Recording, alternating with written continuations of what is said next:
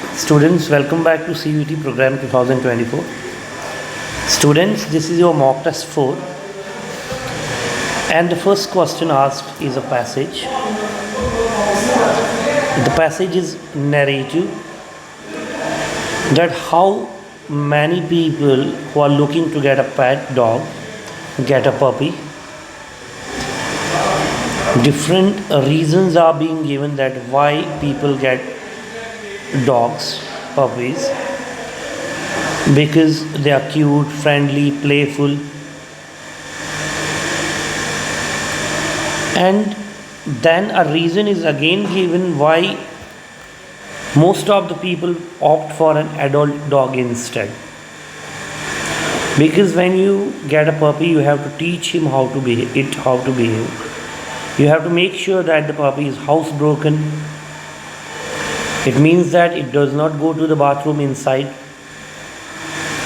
the house.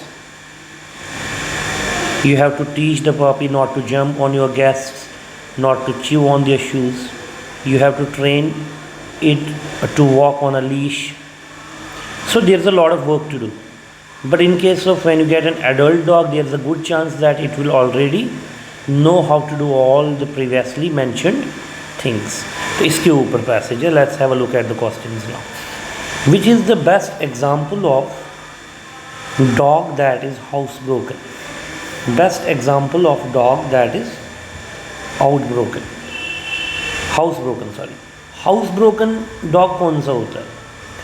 One that goes outside to use the bathroom, यानी कि जो urinate अंदर नहीं करता है, बाथरूम बाहर करता है. That is called as housebroken dog. So option A is the correct answer. Spot goes outside to use the bathroom. Next is the author apparently thinks that puppies are हमें ये पता चलता है after reading the passage we conclude that the author thinks puppies are friendly and playful. Option B is the correct answer, friendly and playful.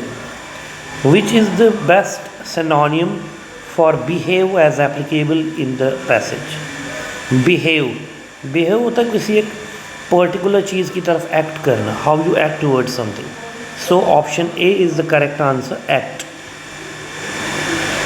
Question number 4, the passage speaks of. What does the passage speak of? Passage जब आप पूरा पढ़ोगे, it talks about the immature acts of puppies, that how immaturely puppies act. So option A again is the correct answer. As used in paragraph 3, which is the best synonym of relax. आप जानते हैं relax होता है rest करना. Leave, play और work इसका synonym नहीं है बल्कि antonyms है. So rest is the synonym of the word relax. The author begins paragraph 2 and 4 with the phrase on the other hand. ये देखिए यहाँ पे भी मैं अंडरलाइन कर रहा हूँ ऑन द अदर हैंड, और यहाँ पे भी on the other hand. So on the other hand जो है ये किस लिए यूज़ हुआ है? Options are to contradict a later statement, to highlight an example, support the following paragraph, contradict previous information. देखिए हम जब कोई इन्फॉर्मेशन देते हैं, after that when we say on the other hand, it means that we are contradicting the first one. हम पहली वाली को अपोज कर रहे हैं, इसीलिए ये एक्सप्रेशन या ये स्टेटमेंट हम यूज़ करते हैं. ठीक है. सो इट इज़ कॉन्ट्राडिक्टिंग और contradict the first previous statement. ये मैंने मार्क कर दिया है answer, contradict the previous information. Next paragraph is on the habit of reading and it is the greatest resource of Mankind. And we enjoy reading books that belong to us. It is about having your own books, having your own possession, and the books that you borrow. That what is the difference? A borrowed book is like a guest in the house, because आपने पूरा ख्याल रखना है. You need to be very considerate. You must see it sustains no damage. किसी से अगर book लाई है ख़राब ना हो. It must not suffer while you are keeping it under the roof, on the table, under the table. आप इसको carelessly नहीं रख सकते. You can not mark it, you can not turn the pages down. ठीक है.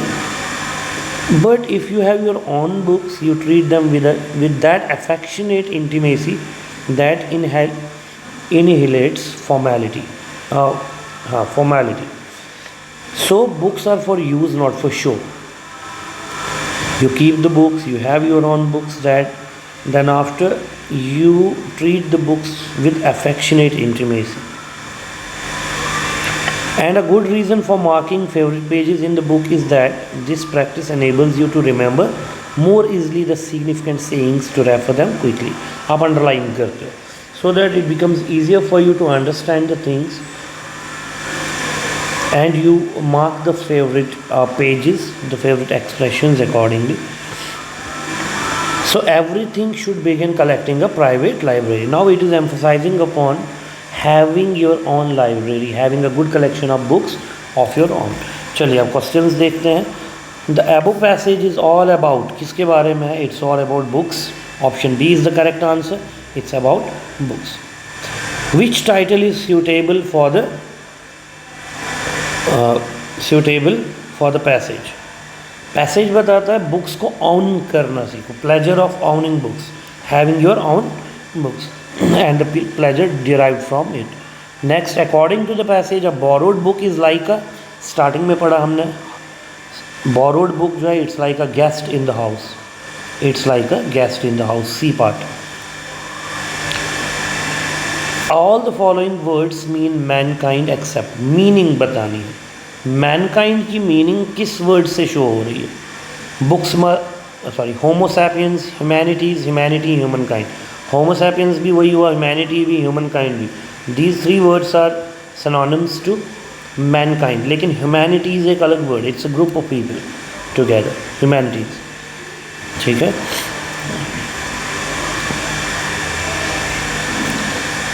Next, which of the following statement is not true? Books must not be damaged. Books must be carefully handled. Books are for show. Books are for use.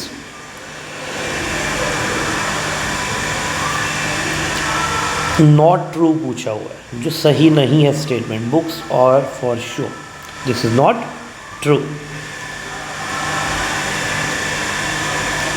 According to the passage, everyone should begin collecting a private library. लेकिन कब करना चाहिए इसे? तो passage में mentioned है कि इसे यूथ में, when we are young we should have a private library. ठीक है. So it ends your question number 12 here. Again the third passage, क्योंकि देखिए आपके सिलेबस में 3 टाइप्स की पैसेज हैं, narrative, factual and literary. Time was when people looked heavenward and prayed, ye gods give us rain, keep drought away. एक वक्त ऐसा था जब लोग कहते थे ड्रॉट्स को अवे करो, गॉड से प्रे करते थे, and to give them rain. लेकिन आज अब प्रे करते हैं लोग, give us rain, keep El Nino away. El Nino, अब ये एल नीनो क्या है? ये एल नीनो एक ऐसा कॉन्सेप्ट है जहाँ पे क्लाइमेटिक पैटर्न बताया जाता है. ये होता है unusual warming of surface water. कहाँ पे? ईस्टर्न ट्रॉपिकल पैसिफिक ओशन में. ठीक है. Unusual warming of surface of the, ये ग्लोबल क्लाइमेटिक फेनोमेन है. ये इरेगुलर पीरियडिक वेरिएशन से होता है विंड्स के अंदर जो आते हैं. ठीक है. जिससे जो अपर सरफेस है ईस्टर्न ट्रॉपिकल पैसिफिक ओशन की, वो वार्म होती है. ठीक है. और उससे बहुत सारे डिज़ास्टर्स, बहुत सारी प्रॉब्लम्स क्रिएट हो जाती हैं. उसके बारे में बताया है. El Nino and it's atmospheric equivalent is called the southern oscillation. इसको सॉदर्न ऑक्सीलेशन भी कहते हैं. और एक साथ अगर इनको एल नीनो और सॉदर्न ऑक्सीलेशन को देखा जाए तो ENSO बोलते हैं इनको, एल नैनो सॉदर्न ऑक्सीलेशन. और ये अब हाउस होल्ड वर्ड बन गया है. मेट्रोलॉजिस्ट्स recognize it as often being responsible for natural disaster worldwide, but this wisdom dawned only after countries suffered, first from the lack of knowledge and then from the lack of coordination between policy making and advances in scientific knowledge. चलिए, let's have a look at the questions now. First question है, meteorologists took time to understand El Nino because, क्यों department of metrology को time लगा understand करने में इस concept को, El Nino concept को, क्योंकि उस टाइम पे साइंटिफिक एडवांसमेंट नहीं थी और लैक ऑफ नॉलेज भी था. So D part, they suffered from lack of knowledge about El Nino as they were not scientifically advanced.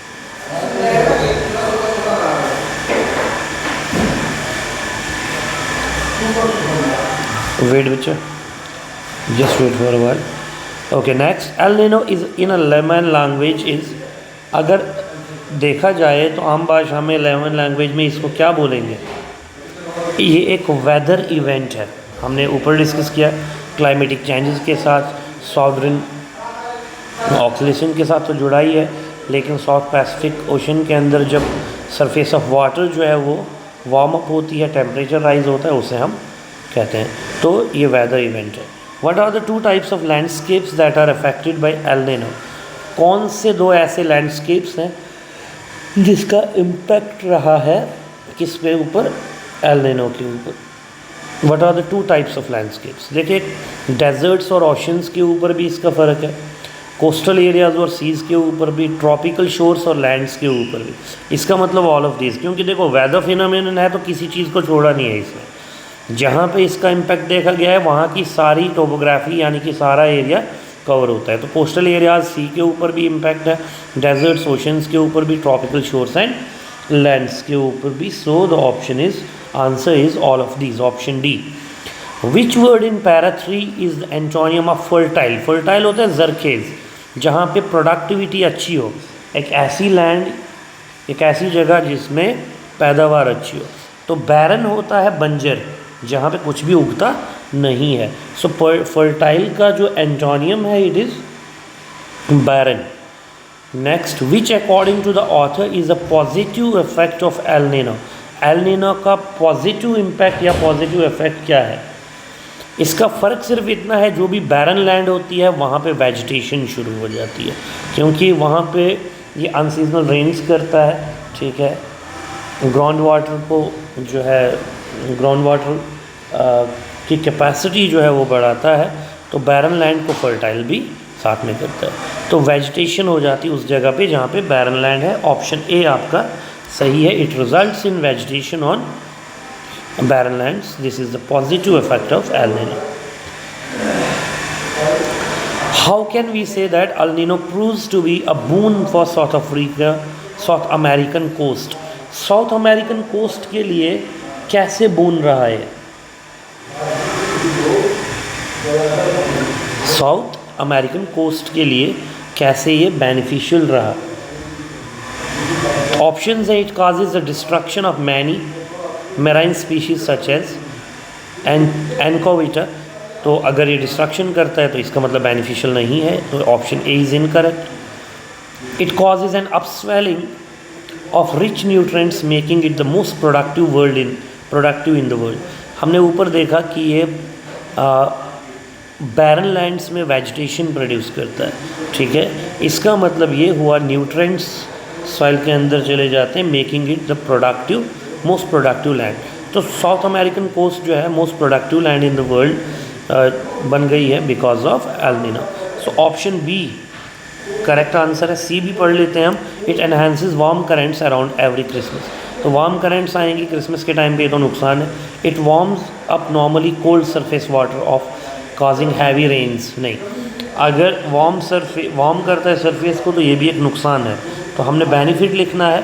So it's benefit is, its boon is that it causes an upswelling of rich nutrients. Option B, making it the most productive in the world. Question number 19. From the options given, select the pair of words which carries the same relationship to the given pair of words. Bullet, barrel. अब train का दिया हुआ है पहले. Okay, train और track दिया हुआ है. देखिए, ट्रेन को मैच किया है ट्रैक के साथ.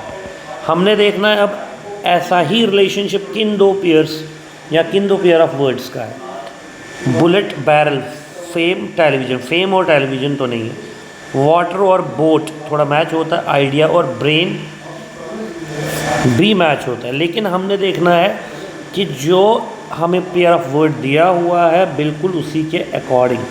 अब देखो, as train is guided by the track, similarly bullet is guided by the barrel. ठीक है, देखो ट्रेन को कौन गाइड करता है? ट्रैक गाइड करता है। बुलेट को कौन? बैरल गाइड करता है। ठीक है, तो बाकी कोई भी इसमें ऑप्शन जो है वो करेक्ट नहीं है। सो option A is the most appropriate one. 20th one from the options given, select the pair of words which carries the same relationship to the given pair of words. Tyro, inexperienced। ठीक है, हमने देखना है टायरो और inexperienced का जो match है वैसा ही मैच हमने अपने ऑप्शंस में ढूंढना है।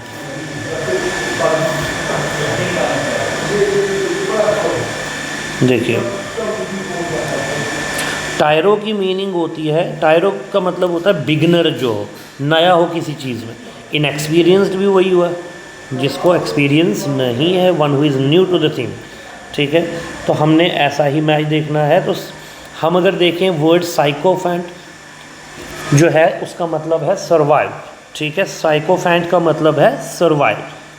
So this is the correct option. Question number 21, from the options given, select the pair of words which carries the same relationship to the given pair of word livid, angry। Same फिर से livid और angry, हम इसकी explanation भी देखते हैं। livid और angry, देखो साइकोफेंट का मैं बोलूँ बच्चे आपको कि हमने ऊपर देखा टायरो जो है उसको मतलब होता है बिगनर। ठीक है, तो करेक्टरिस्टिक है अनएक्सपीरियंस्ड का। ये साइकोफेंट हम एक ऐसे इंसान को बोलते हैं जो ओवरली सर्वाइल है। ठीक है, और ये साइकोफेंट जो है it is a characteristic of servile, या सर्वाइल को करेक्टरिस्टिक कह सकते हैं साइकोफेंट का। इसी तरह से नेक्स्ट वर्ड हमारे पास था लिविड और एंग्री। ठीक है, लिविड और एंग्री, तो इसका ऑप्शन डी आंसर है क्रेस्टफैलन और डिप्रेस्ड। ठीक है, क्रेस्टफैलन भी वही हुआ। क्रेस्टफैलन ऐसे इंसान को कहते हैं one who is very much who is in depression.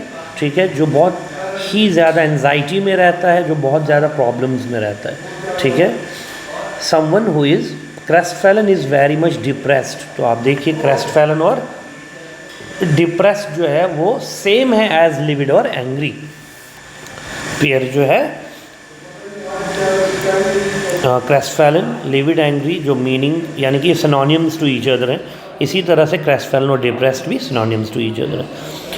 Question number 22, from the given option select the pair of words which carries the same relationship to the given pair of words. Wonderful और good. अब देखिए wonderful और good दो words दिए हैं। ठीक है, अब ऐसा ही हमने पेयर देखना है। अगर टेरिफाइंग को देखा जाए तो स्कैरी। ठीक है, टेरिफाइंग एंड स्कैरी, क्योंकि देखिए something that is wonderful is very good obviously. When you see something wonderful it means it is very good, and something which is terrifying is very scary. ठीक है, तो option D इसका answer. अब देखते हैं, from the suitable arrangement of sentences marked as PQRS make a meaningful paragraph. हमने meaningful paragraph बनाना है, इसको कहते हैं रीअरेंजमेंट ऑफ जम्बल्ड सेंटेंसेस।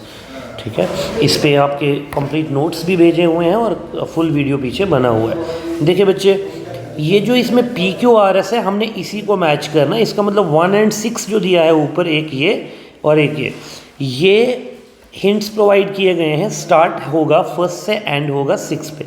इसका मतलब पहले लिखा हुआ है Sherlock Holmes is the, Sherlock Holmes is the. ठीक है, उसके बाद ऑप्शंस पढ़ते हैं। Who is in a state of grace, नहीं। Is raise to the status, direct हमें पता ही नहीं चल रहा है क्या बोल रहा है। Because in him scientific curiosity, ये भी इनकम्प्लीट है। एक्सेप्शनल इंडिविजुअल, एक्सेप्शनल इंडिविजुअल, अब इंडिविजुअल के साथ क्या मैच होता है? इंडिविजुअल के साथ क्या मैच होता है? Who is in a state of grace. देखो Sherlock Holmes is the exceptional individual, मैं यहाँ मैच कर रहा हूँ इसे, इज़ द एक्सेप्शनल इंडिविजुअल, यानी कि सबसे पहले एस आ रहा है हमारे पास। Exceptional individual who is in a state of grace, जब इंडिविजुअल की बात हुई तो इंसान के साथ हु लगता है, तो मैच भी हो रहा है।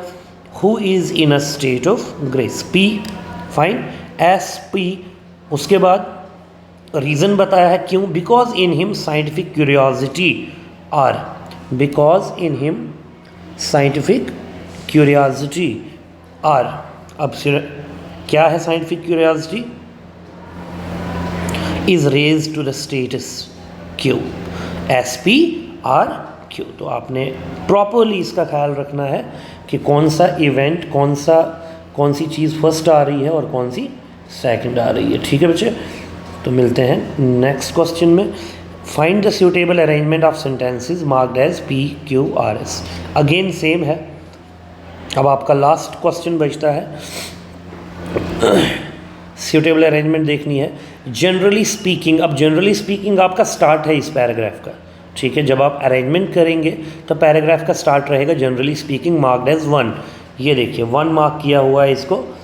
अब जनरली स्पीकिंग के साथ हम कैसे इसे मैच करेंगे?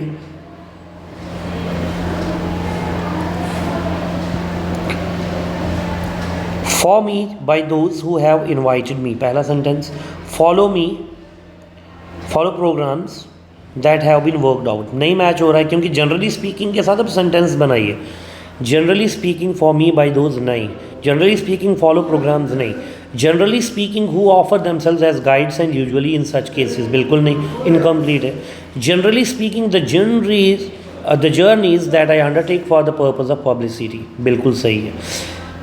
Generally speaking the journeys that I undertake for the purpose of publicity, हमें अपना पहला जो है वो मिल गया है S। देखिए अब ये भी आपने एक कोशिश करनी है टाइम बचाने के लिए एग्ज़ाम में कि S वाले आपने सबसे पहले ऑप्शंस देखने हैं। यहाँ पे Q है पहले, यहाँ पे R है पहले, यहाँ पे P है। S वाला एक ही है, आंसर आपका निकल चुका है S, लेकिन हम इसे फुली एक्सप्लेन करेंगे। आपका आंसर निकल चुका है। ये ट्रिक्स हैं कि आपने अगर फर्स्ट 2 सेंटेंसेस मैच कर लिए, you need not to go beyond if there is no option available, it means that you have to cross check कि आपका फर्स्ट S है तो मैंने S ही खाली, मैंने क्यों आगे जाना है क्योंकि मेरा पहले ऑप्शन में Q से स्टार्ट हो रहा है, दूसरे में R से, तीसरे में P से। These are not the answers, so my answer is starts with S, so it is SQPR। लेकिन चलिए हम देखते हैं इसे S के बाद क्यों आ रहा है। The journey that I undertake for the purpose of publicity, अब Q में क्या है? Follow programmes that have been worked out, आ गया Q। Follow programmes that have been worked out, Q आ गया। उसके बाद for me by those who have invited me, और P, ठीक है, P। उसके बाद जनरली स्पीकिंग यानी कि who offer themselves as guides and usually in such cases. देखिए अब सीक्वेंस क्या बनती है, अब इसको रीड करो as paragraph. Generally speaking the journeys that I undertake for the purpose of publicity follow programs that have been worked out for me by those who have invited me or who offer me themselves as guides and usually in such cases। This is a correct sequence, तो answer इसका C part है। Let's have a look at the last question now। ये part 1 का last होगा and इसके बाद जो है सेकेंड वीडियो में आपका पार्ट 2 डिस्कस होगा। Find suitable arrangement of sentences marked as PQRS। PQRS फिर से है, वैसे ही हमने इसका जो है करेक्ट अरेंजमेंट देखना है। The school has always been, the school has always been,